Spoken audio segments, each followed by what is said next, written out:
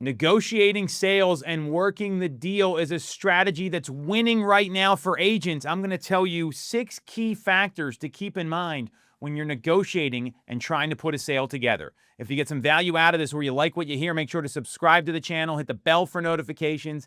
And if you want to schedule a call with our team about how we can coach you regularly on these skills while giving you plenty of opportunities to go close sales, you can do that with the link in the comments.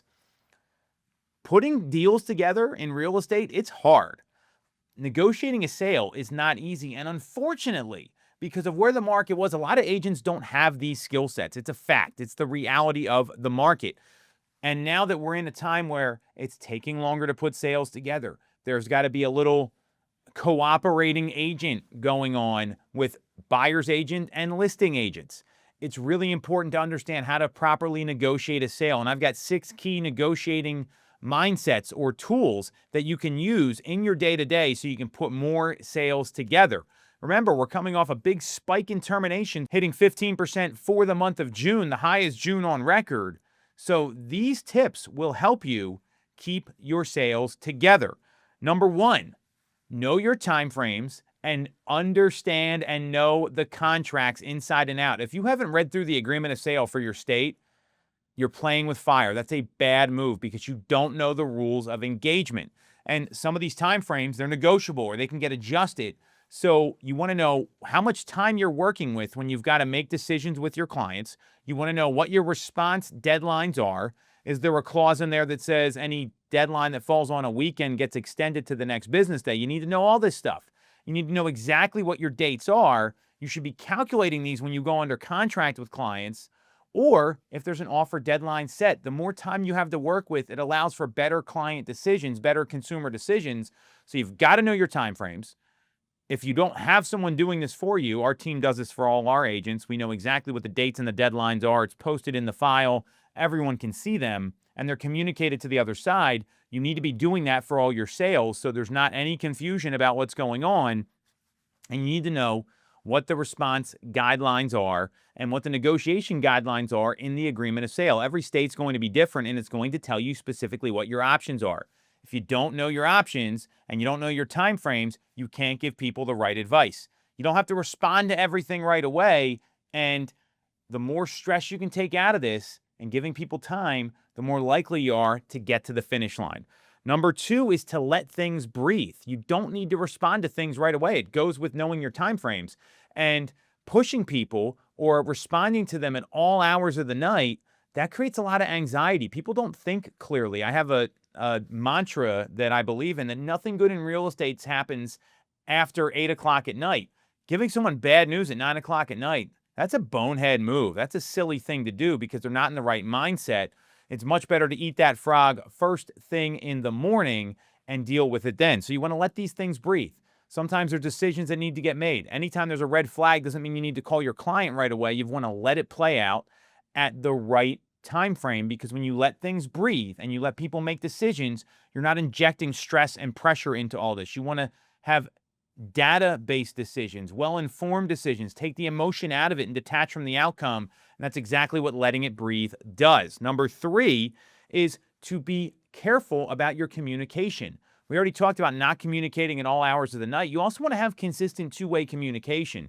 According to the NAR Home Buyer and Seller Profile, 78% of consumers value two-way communication in their real estate agent. So letting your clients know, hey, we're not going to hear anything for a couple days, and I'll be in touch with you no later than Wednesday or Thursday or whatever the date is, that goes a long way. They're not stressed out looking at their phone saying, why isn't my agent calling me? What's the answer? They know when they're going to get an answer. And Chris Voss, the FBI negotiator, he says that trust is built through clarity, and clarity is understanding when you're going to hear from somebody. So that's really great advice here.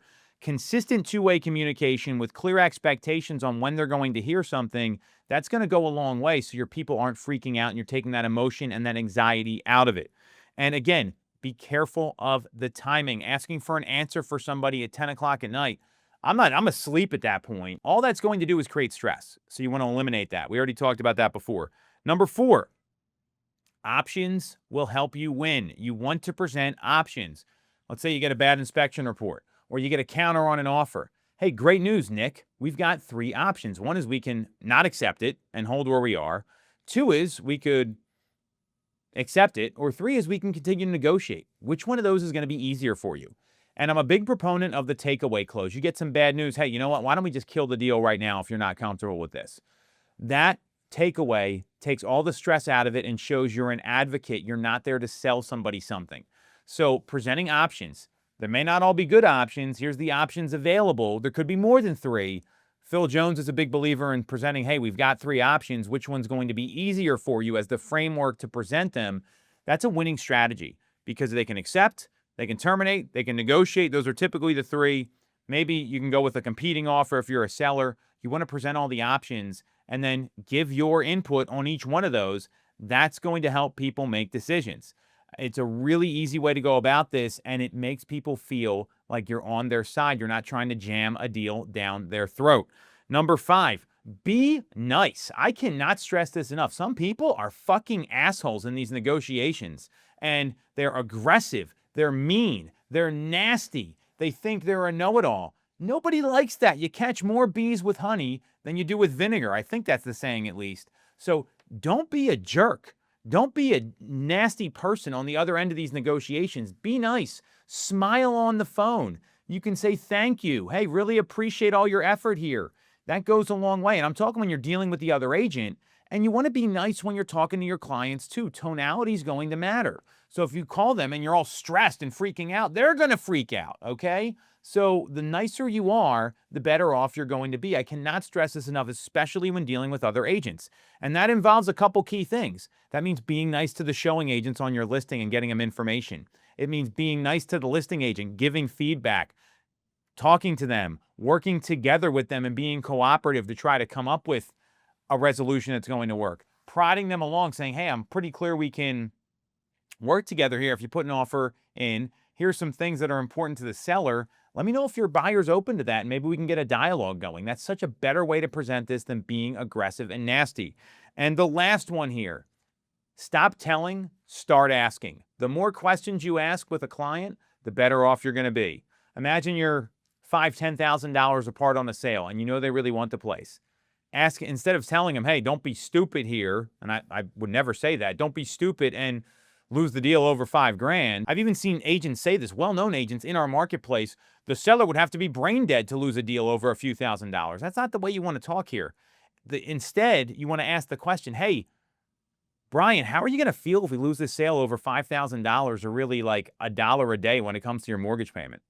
That's a much different way to get them to realize what's at stake here. How are you going to feel if, followed by the worst case scenario when in a negotiation? That can be a very powerful way to close, and you're getting people there on their own rather than you telling them that it's a bad decision. These 6 things, they're going to help you close more sales. Follow them, use them, and I got some news for you. Data supports that all 6 techniques work.